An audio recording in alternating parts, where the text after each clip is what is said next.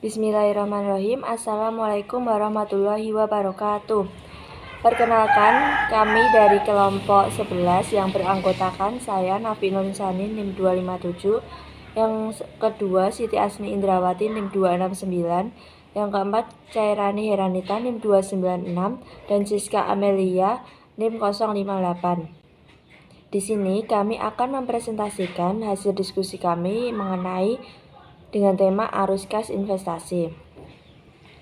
Yang pertama yaitu definisi arus kas investasi.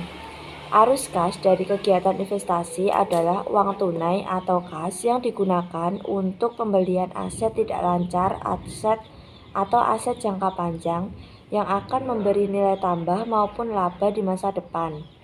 Aktivitas investasi merupakan aspek penting dari pertumbuhan dan permodalan, sebab menunjukkan bagaimana perusahaan mengalokasikan kas atau uang untuk jangka panjang. Misalnya, perusahaan investasi pada aset tetap, membeli properti pabrik dan peralatan untuk mengembangkan bisnis. Memang pembelian aset tersebut akan membuat arus kas jadi negatif, tetapi ini dapat membantu perusahaan menghasilkan arus kas dalam jangka panjang. Pembelian investasi surat berharga jangka pendek pun akan membantu perusahaan meningkatkan laba. Ketika investor ingin mengetahui berapa banyak pengeluaran perusahaan untuk properti, pabrik, dan peralatan, misalnya mereka dapat mencari sumber dan penggunaan dana di bagian investasi pada laporan arus kas. Arus kas investasi merupakan perolehan dan pelepasan aktivitas jangka panjang, baik yang berwujud maupun yang tidak berwujud, serta investasi lain yang tidak termasuk setara kas. Arus kas investasi diukur menggunakan dengan rumus menurut dasar pemikiran Warren tahun 2014 sebagai berikut, yaitu arus kas investasi sama dengan kas masuk dikurangi kas keluar. Sedangkan menurut Harry tahun 2013 mendefinisikan yang termasuk sebagai aktivitas investasi adalah membeli atau menjual tanah, bangunan, dan peralatan. Di samping itu, aktivitas investasi juga meliputi pembelian dan penjualan instrumen keuangan yang bukan untuk tujuan diperdagangkan atau non-trading securities, penjualan segmen bisnis, dan pemberian pinjaman kepada entitas lain, termasuk penagihannya. Pelaporan arus kas dari aktivitas investasi tidak dipengaruhi oleh metode langsung ataupun metode tidak langsung. Jika arus kas masuk dari aktivitas investasi lebih besar dibanding dengan arus kas keluarnya, maka arus kas bersihnya yang dihasilkan oleh aktivitas investasi akan dilaporkan. Sebaliknya, jika arus kas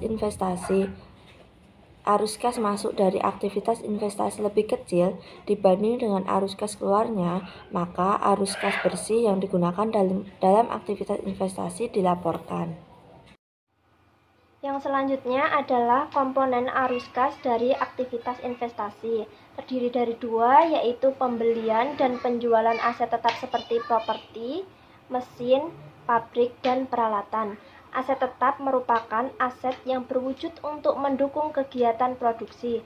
Contohnya adalah bangunan dan properti, mesin, peralatan, serta kendaraan.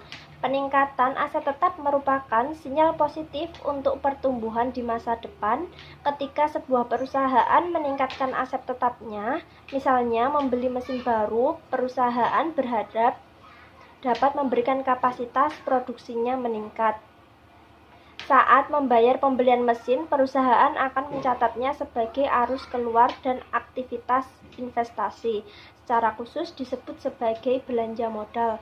Yang kedua yaitu pembelian dan penjualan surat utang dan ekuitas perusahaan lain, di mana dalam hal ini jual beli adalah untuk tujuan jangka panjang. Perusahaan tidak berencana untuk menjualnya dalam jangka pendek atau kurang dari 1 tahun. Oleh karena itu, pembelian atau penjualan efek bersifat utang atau ekuitas setara dengan kas yang sangat liquid, tidak termasuk dalam kategori aktivitas investasi tetapi termasuk dalam aktivitas operasi. Salah satu item investasi aset keuangan jangka panjang adalah pembelian saham dan pada perusahaan lain ataupun akuisisi, Akuisisi tersebut merupakan alternatif untuk mengembangkan bisnis selain dari pertumbuhan internal atau pengeluaran aset tetap. Yang selanjutnya yaitu contoh dari arus kas investasi. Yang pertama, pembayaran kas untuk pembelian aset tetap, aset tidak berwujud, dan aset jangka panjang lain, termasuk biaya pengembangan yang dikapitalisasikan dan aset tetap yang dibangun sendiri. Yang kedua, penerimaan kas dari penjualan tanah, bangunan, dan peralatan, aset tidak berwujud, dan aset jangka panjang lain. Yang ketiga, perolehan saham atau instrumen keuangan perusahaan lain. Yang keempat, uang muka pinjaman yang diberikan kepada pihak lain serta pelunasannya kecuali yang dilakukan oleh lembaga keuangan.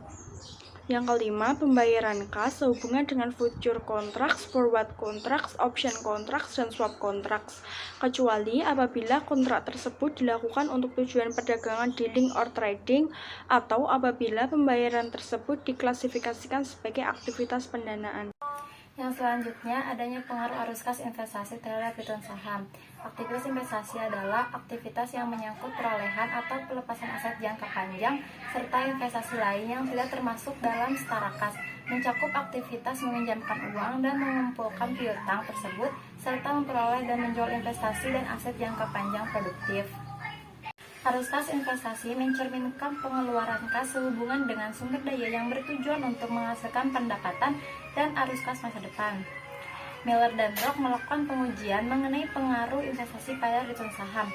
Hasil studi ini menemukan bahwa peningkatan investasi berhubungan dengan peningkatan arus kas masa yang akan datang dan mempunyai pengaruh positif dengan return saham pada saat pengumuman investasi baru.